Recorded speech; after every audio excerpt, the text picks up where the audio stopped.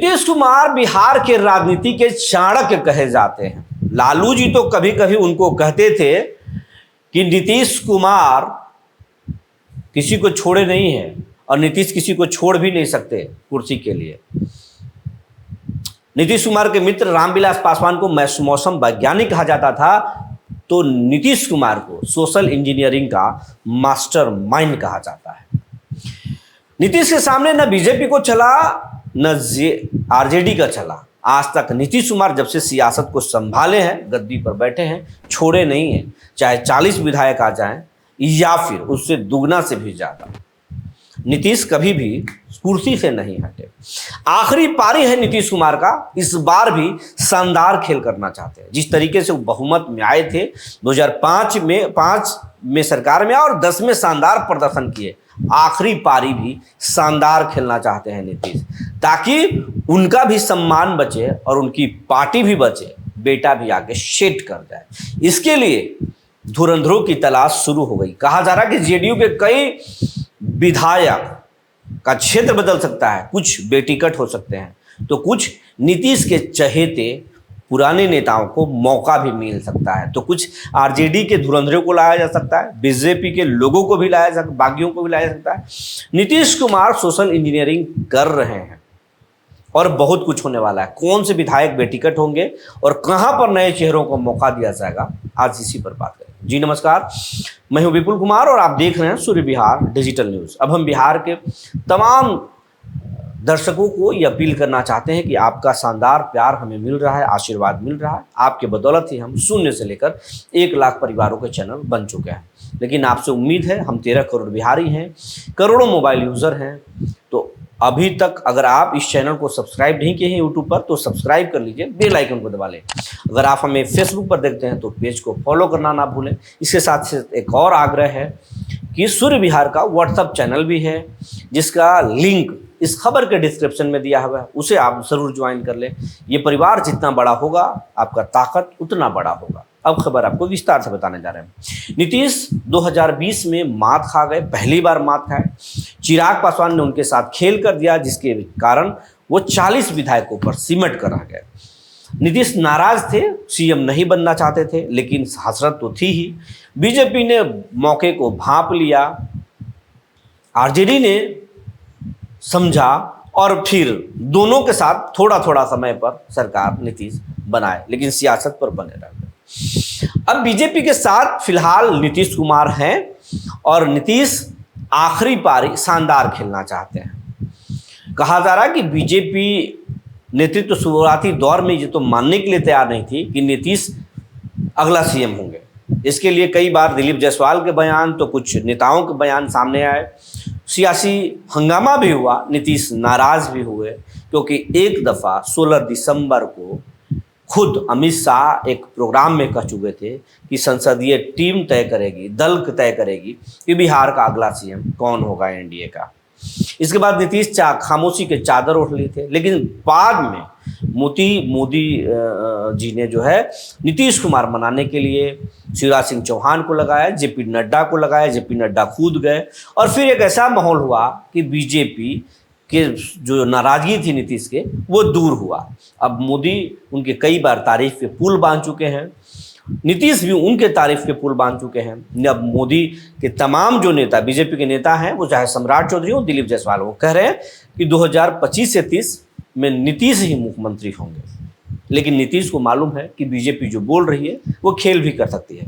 अगर जेडीयू कमजोर पड़ा तब शिंदे वाला खेल हो सकता है। महाराष्ट्र में शिंदे के नेतृत्व में जरूर चुनाव लड़ा गया, लेकिन बीजेपी जब मजबूत हुई तो देवेंद्र फडणवीस मुख्यमंत्री बन गए, जो उनके डिप्टी थे, और फिर शिंदे आज कहां है सियासत में वो आप समझ सकते हैं। खेल उल्टा हो गया। नीतीश को ये भली भांति मालूम है, लेकिन नीतीश को ये बर्दाश्त नहीं है। इसीलिए नीतीश चाहते हैं कि इस बार 100 से ज्यादा सीटों पर चुनाव लड़ना चाहते हैं नीतीश कुमार, और कम से कम 80 से 90 विधायक जीतना चाहते हैं, ताकि कोई उनके साथ इधर से उधर ना कर सके। नीतीश 25 से 30 फिर से मुख्यमंत्री बने रहे, ना पार्टी को खतरा हो, ना बेटा को एडजस्ट करने में दिक्कत हो।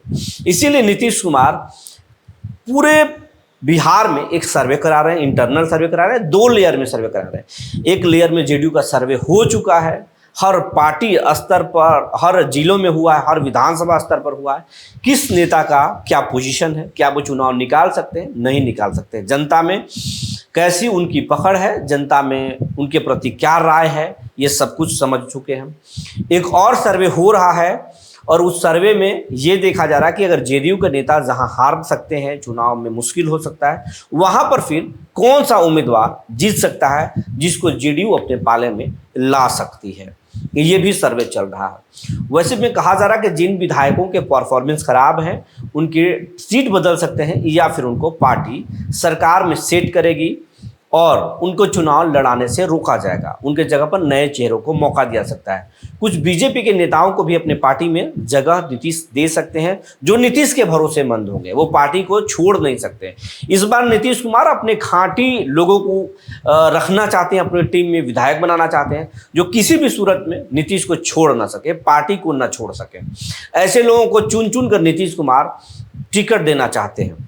तो नीतीश कुमार सर्वे करा चुके हैं और अपने लोगों को अब करा रहे हैं कि जो चुनाव जीत तो सकता है, हम उनको उम्मीदवार तो बना सकते हैं, कहीं चुनाव जीत कर भाग न जाए, क्योंकि दल बदल विधेयक जो है बिहार में बहुत प्रभावी नहीं है। सरकार जिनकी हो जाती है वो क्या होता है ये नीतीश को भी मालूम है, क्योंकि चेतन आनंद हो या फिर बाकी उनके पार्टी में जो आए नीलम देवी, उनको आज तक क्या हुआ, उनकी सदस्यता नहीं गई, विधानसभा में लंबित है मामला।